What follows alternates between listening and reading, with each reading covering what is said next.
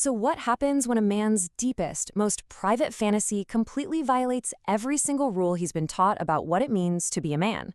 Today, we're diving into a really complex transformation of masculinity, one that sits right at the intersection of sexuality, psychology, and identity. I mean, that scene just seems to defy everything we think we know about male pride, about possessiveness. But look, we're not here to talk about whether this is right or wrong. The real question is a psychological one. What actually happens to a man's sense of self when he willingly steps into that corner of the room? And to unpack all of this, we're going to follow a pretty clear roadmap. First, we'll lay out the rules of the game, what we're calling the masculinity script. Then we'll look at that battle between desire and identity, the three possible outcomes for a man's psyche, the core mechanics of masculinity that are under attack, the hidden ripple effects, and finally, what it all comes down to, the ultimate test of self-honesty. Okay, so before we can even begin to understand how masculinity gets transformed, we have to define what we're starting with. And that's this powerful, unwritten set of rules called the masculinity script. You know, the wild thing is how natural this script feels. It doesn't seem like a performance at all. It feels like biology, right? That urge to be territorial, to be the one and only, it feels primal. But the research really argues that it's a social construct, a performance we're all taught to do.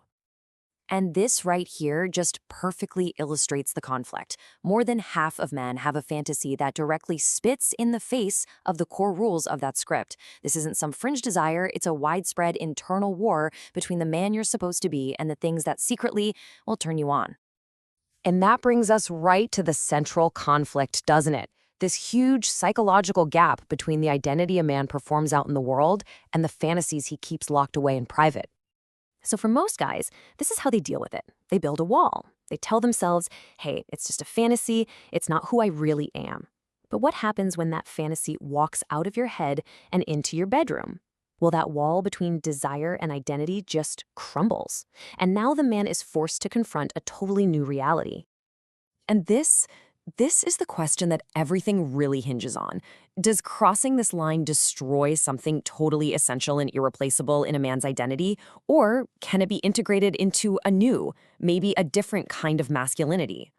So what are the possible outcomes when a man crosses this line? Well, according to the research, his masculine identity tends to go down one of three pretty distinct paths. And let me tell you, the outcome is not guaranteed, and the difference between them is profound. Okay, so path one is evolution.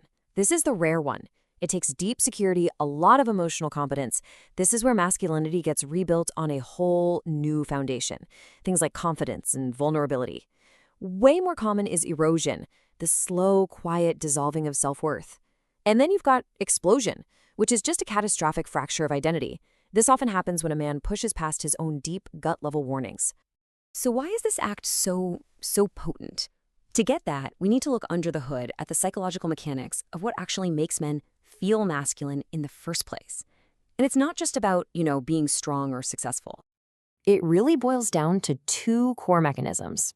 First, feeling masculine because you are different from women. And second, feeling masculine because other men respect you, your status in the hierarchy. Think about it. So much of traditional male behavior, from career ambition to hitting the gym, is subconsciously all about feeding these two pillars. And this is exactly why it's so psychologically explosive. The act is a direct attack on both of those foundations at the same time.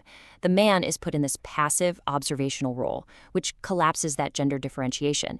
And if other men ever found out, his social status would be absolutely annihilated. It's a direct strike on the very architecture of his identity.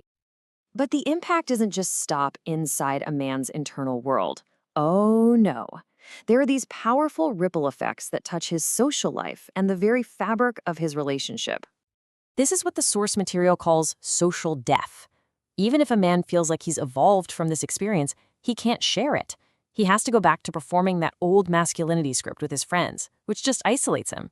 He ends up living a double life, totally unable to be authentic or get any real support, and that creates this huge psychological burden.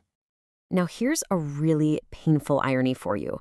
A man might watch his wife become more sexually free, more expressive than ever before, but instead of feeling happy for her, his brain interprets it as proof of his own failure. That one single question, why wasn't I enough?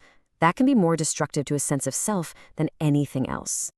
Okay, so this is the million-dollar question, right? How can a person possibly know which path they're on?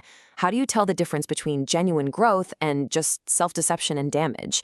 The answer really lies in being brutally honest about the signs. The signs of a positive evolution are all about expansion. A man feels himself becoming a larger version of himself, more confident in other areas of his life, more emotionally comfortable, less needy for other people's approval. And crucially, it feels like a conscious choice, not some out of control compulsion. Now, on the flip side, the signs of destruction are all about contraction. He feels himself becoming a smaller version of himself, more anxious, more obsessive, less confident. He might even feel trapped, like he can't stop even if he wants to. The real key here is the trend over time.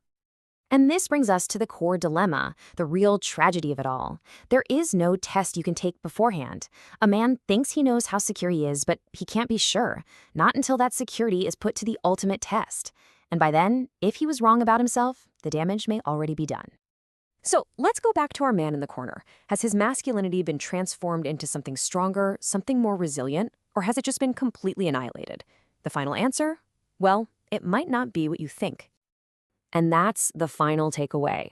At the end of the day, the experience itself isn't the final judge. The ultimate test of masculinity in this whole scenario isn't dominance or exclusivity.